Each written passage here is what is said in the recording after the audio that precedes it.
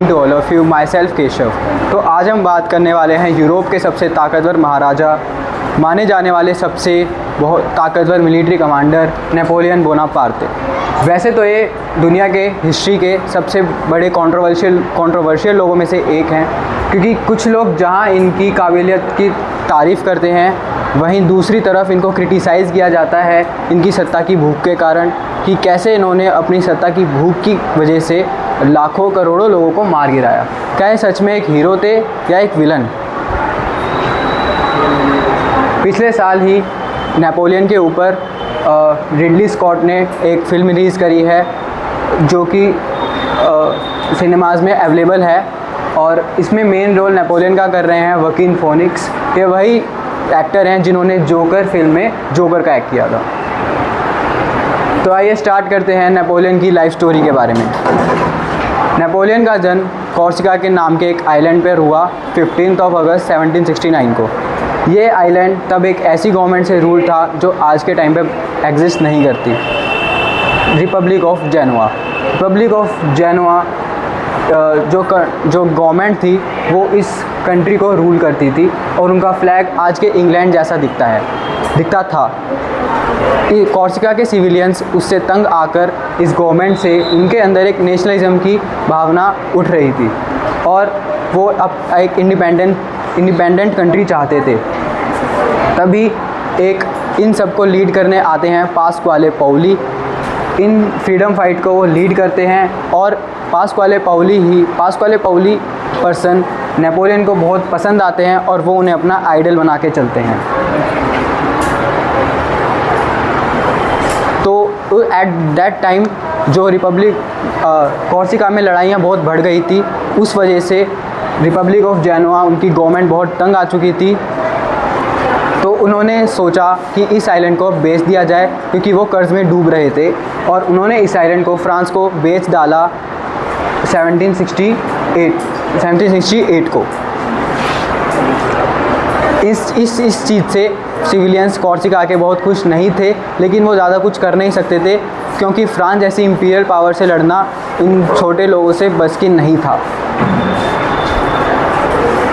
तो अब पास्क्वाले पाउली इस लड़ाई के बाद 1769 की लड़ाई के बाद जो पास्क्वाले पाउली दुम दबाकर भाग जाते हैं कॉर्सिका से, क्योंकि लड़ाई में अब फ्रांस का रूल आ चुका था कॉर्सिका में, और फ्रांस में बहुत सारे कॉलोनाइज़र्स आ चुके थे फ्रांस के कॉर्सिका में।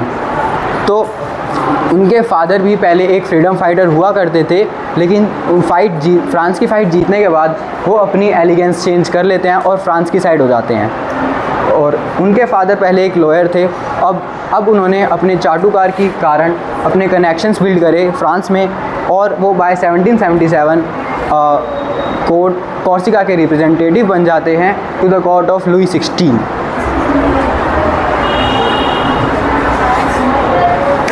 तो अब नेपोलियन अपने ज़्यादा को ज़्यादा पसंद तो नहीं करते थे, वो अपने पापा को भगोड़ा कहा करते थे, बट उनके फादर की वजह से ही उनको स्कॉलरशिप मिलती है स्कूल में, और वहाँ उन्होंने अपने आगे की पढ़ाई कंटिन्यू करी फ्रांस में।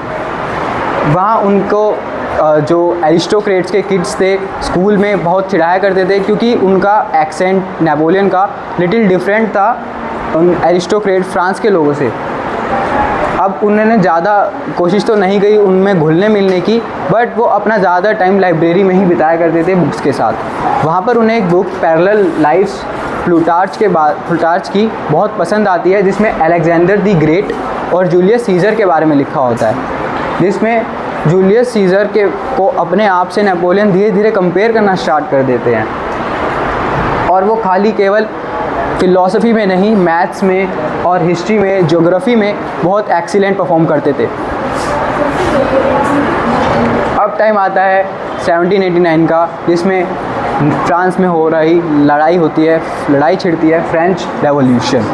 इस टाइम पे पास्क्वाले पाउली को वापस आ जाते हैं, वो अपने 20 साल के एग्ज़ाइल से वापस आकर उनका कॉर्सिका में बहुत सम्मान से स्वागत किया जाता है।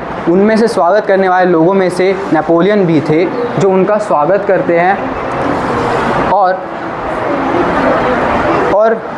बाद में पास्क्वाले पौली जो थे उन्होंने कोर्सिका को एक फिर से इंडिपेंडेंट कंट्री बनाने की सोची और उन्होंने ब्रिटिश से अपना हेल्प ली और वो 2 साल के लिए ब्रिटिश के पपेट बनकर फ्रांस से लड़ाई लड़ते रहे।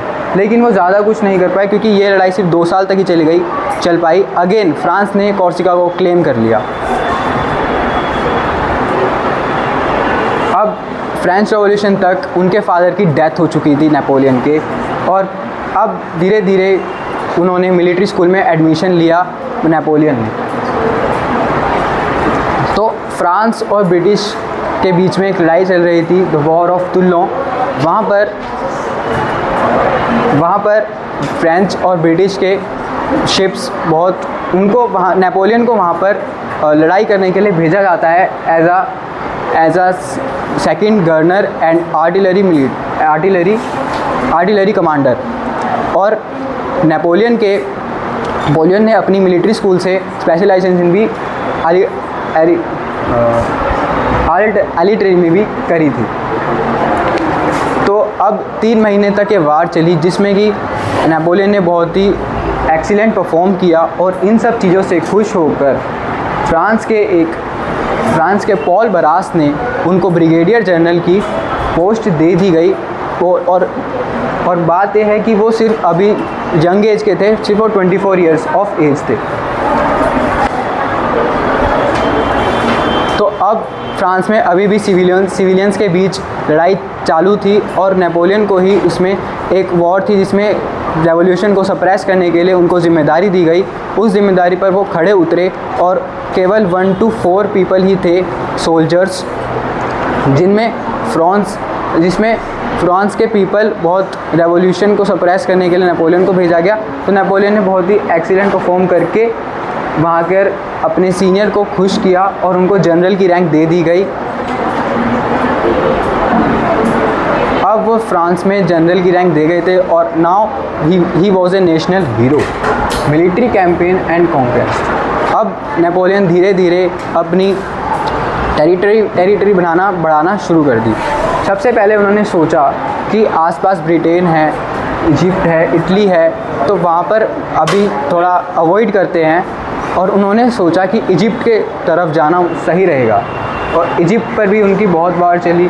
इन the late 1790 Egypt notable in Italy against Austria में भी वो इटली में अपनी वॉर जीती। इजिप्ट में भी उन्होंने जो ब्रिटिश ट्रेड रूट्स थे सबसे पहले उनको ख़त्म किया, ताकि ब्रिटिश वहाँ पर ना आ सके और ब्रिटिश इन्वेजन ना हो। Europe, he expanded the French empire through Europe, conquering many countries and installing French-backed rulers. तो आप इस मैप में देख सकते हैं कि कैसे नेपोलियन ने अपनी टेरिटरी बढ़ाना स्टार्ट करी, और नेपोलियन का अब राइज पीक पर था, जिसमें कि उन्होंने बहुत ही ज़्यादा लोगों के अंदर अपना फेम जगा लिया था। लोग उनकी पेंटिंग्स बनाने लगे, लोग उनको अपना भगवान तक मानने लगे। अब स्टार्ट होता है नेपोलियन का downfall. Russian campaign, his इन्वेशन of Russia 18 was catastrophic failure. उन्होंने रशिया में इन्वेड करना स्टार्ट किया, और 1812 की उसमें वॉर में वो हार जाते हैं। वो धीरे धीरे करके सारी वॉर अपनी हारने लगते हैं, क्योंकि उनका बहुत ज़्यादा टेरिटरी पे इन्वेजन हो गया था। इस वजह से वो हर चीज़ मैनेज नहीं कर पा रहे थे, उनका डाउनफॉल स्टार्ट हो गया। ये कुछ नेपोलियन कोड एंड रिफॉर्म्स है जो वो लाए थे। नेपोलियन को जब सिविल नहीं, फ्रांस में उन्होंने बहुत हेल्प करी फ्रेंच रेवोल्यूशन को स्टार्ट करने के लिए। Napoleon, legacy of Napoleon. His reforms including the Napoleon code had a lasting impact on law and society. उनके रिफॉर्म्स जो थे बहुत ही ज़्यादा इम्पैक्टफुल थे फ्रांस जैसे देश में, की मिलिट्री स्ट्रेटजी भी बहुत कमाल की थी।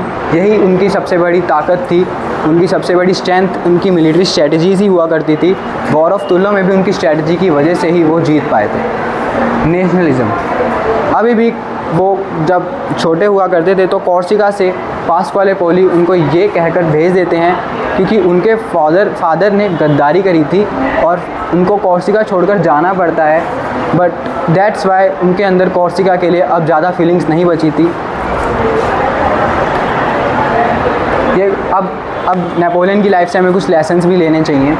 एम्बिशन, उनका जो एम्बिशन था वो बहुत ऊंचाई पे रखते थे, हमेशा ऊंचा बड़ा सोचते थे और साथ ही साथ वो उसको अचीव भी करते थे। लीडरशिप, उनकी लीडरशिप जो क्वालिटी थी वो बहुत ही अच्छे से दिखाई देती थी। Strategy, his military strategy was excellent, innovative and effective, जो पहले के टाइम से कुछ नई चीज़ें वो करके लाते थे। फेलियर, उनके जो कुछ फेलियर हुए वो जो थे उनके ओवर कॉन्फिडेंस के एग्जाम्पल थे। तो कंक्लूजन ये निकलता है कि Napoleon Bonaparte remains one of the most significant king of the Europe. His impact on France and Europe were continues to be felt today. Thank you.